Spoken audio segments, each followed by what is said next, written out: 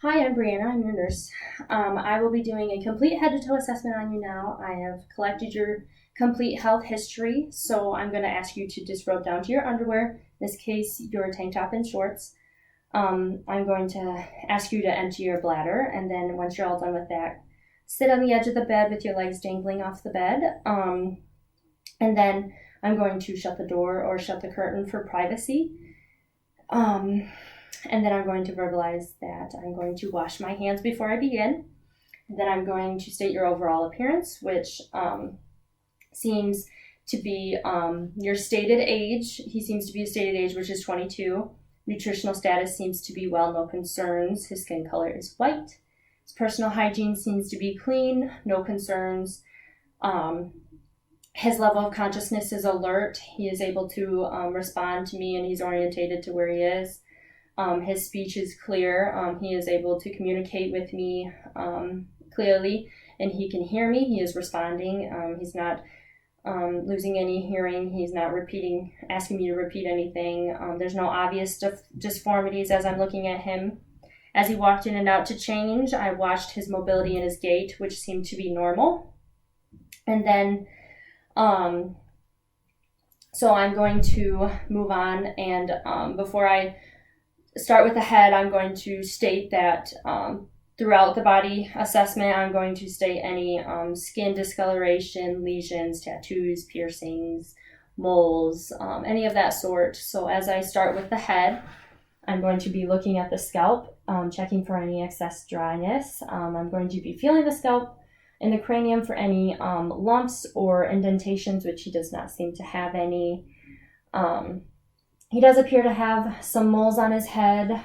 Color is white, nothing to be concerned about.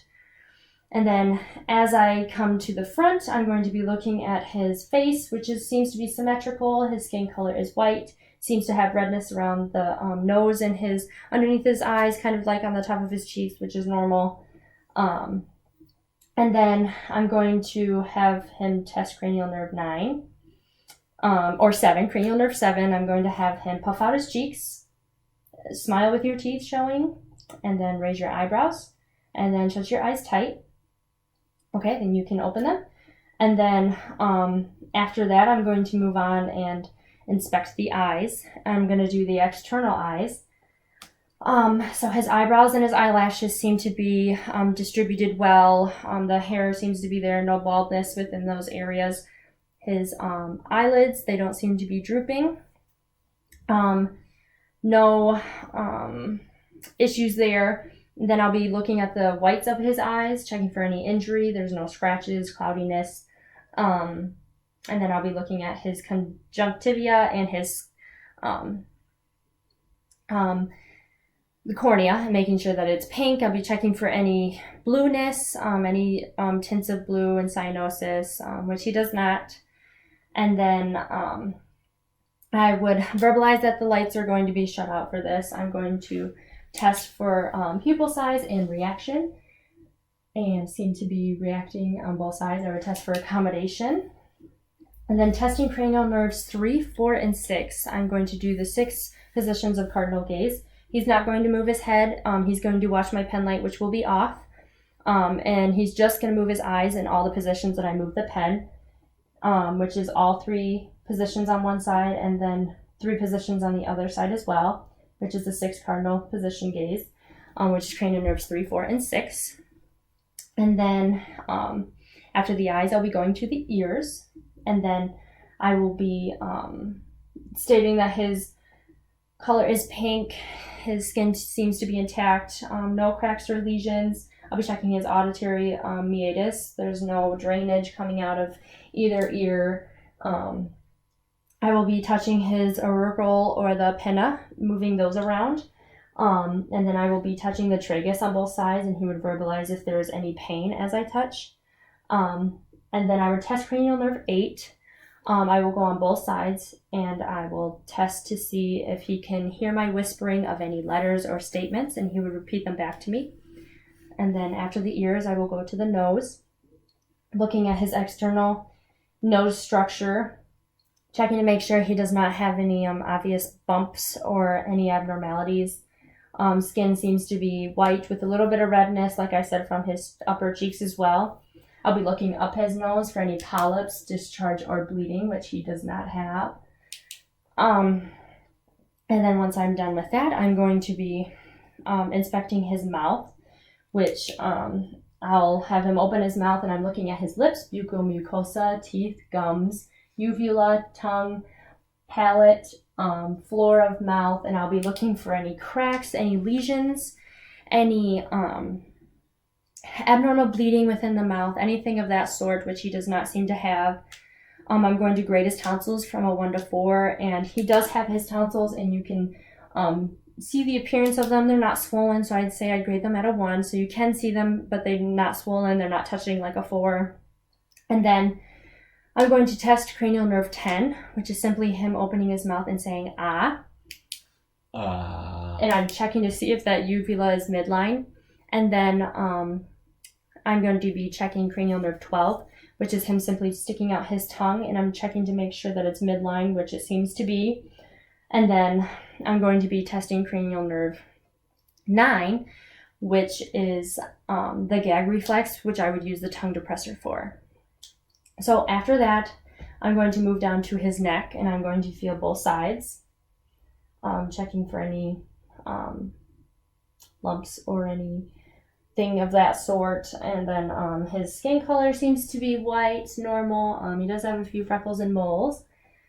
I will be doing the lymph nodes, so I'm going to have him turn his head towards the camera.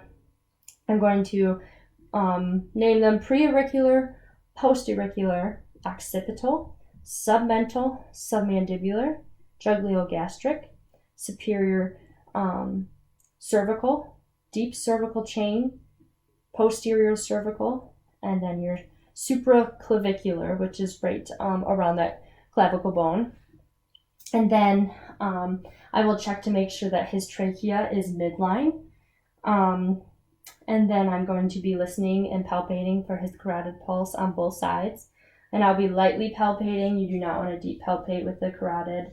You don't want to do them both at the same time. And then I'm going to check for a brute in the carotid pulse. So I'm going to have him hold his breath.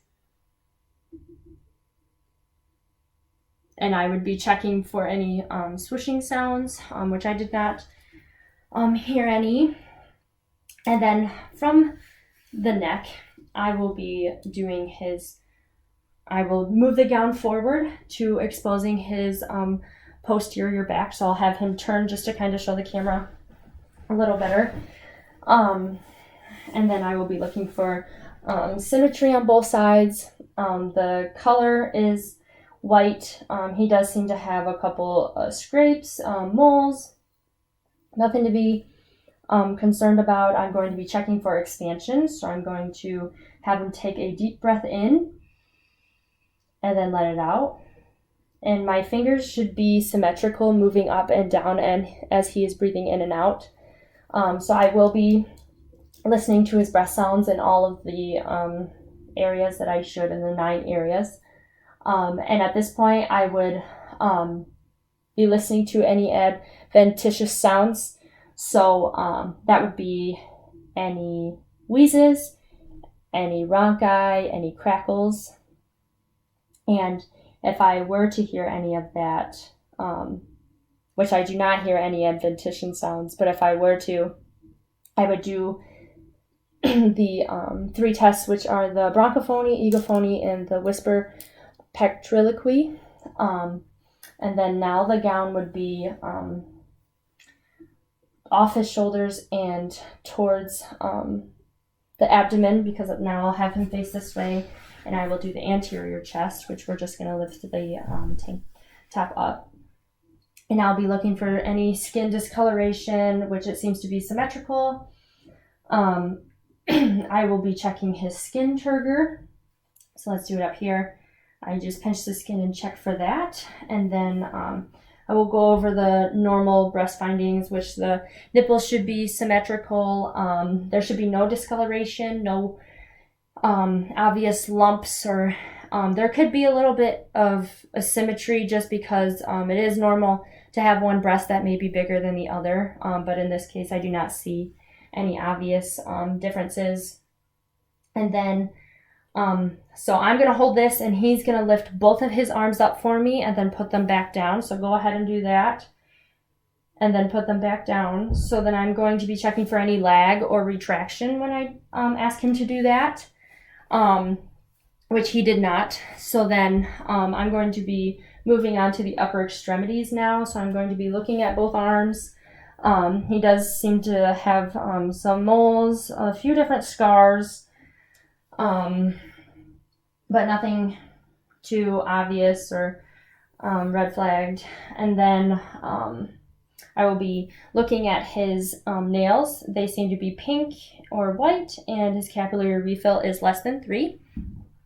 And then I will do the equal hand grasp. So he will grasp my hands, make sure he has equal strength on both sides. And then as I support his arm, I'm going to be checking his axillary nodes, checking for any lumps or any of that sort, and then checking cranial nerve 11. I'm just going to have him shrug both of his shoulders at the same time. So go right ahead and do the shoulder shrug, and then go ahead and put them back down. That's cranial nerve 11. And then after that, I'm going to use pillows for a 45-degree angle because I'm going to have him lean back and then look to the left. And then I would be on this side, and I'm going to be looking for that jugular distension and looking for anything. And then as he goes down to a 25-degree angle, which he can just lay on the pillows, that should disappear. And then, so now I'm going to expose the chest just to listen to his apical pulse. And I'd be looking at the precordium for any heaves or lifts. The apical pulse is located between the 4th and 5th intercostal, right below the left breast. And his rate seems to be regular. Pulse should be between 50 and 100. And then I'm going to do the 5 positions of what I should be listening to, which starts with the aortic valve, pulmonic valve, the Erb's point, tricuspid valve, and mitral valve. I'm going to turn my stethoscope for the bell. I'm going to do the same thing with the aortic valve, the pulmonic valve, and then his Erb's point, down to the tricuspid valve, and then the mitral valve. And then I would listen for any murmurs or S1 or S2. If I did hear a murmur, I would have him lean up with his head facing over to the right, and then that, or over to his left, and then that would put that heart closer to the chest wall so I could hear better for any murmurs or any abnormal breath or heart sounds. And then, so after that, I'm going to ask him to lean down flat. And I'm going to drop the gown all the way down and then just expose the abdomen. And I'm going to be looking for the skin color, which is white.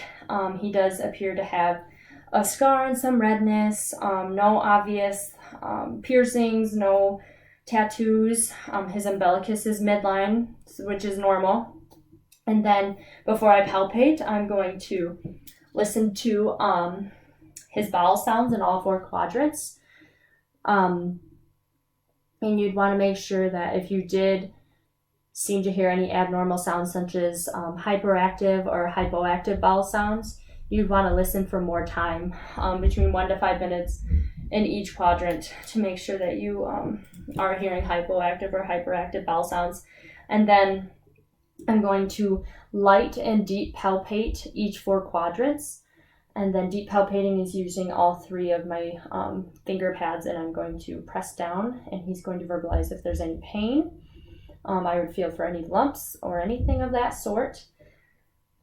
And then I would go do the liver span, which is on the left side.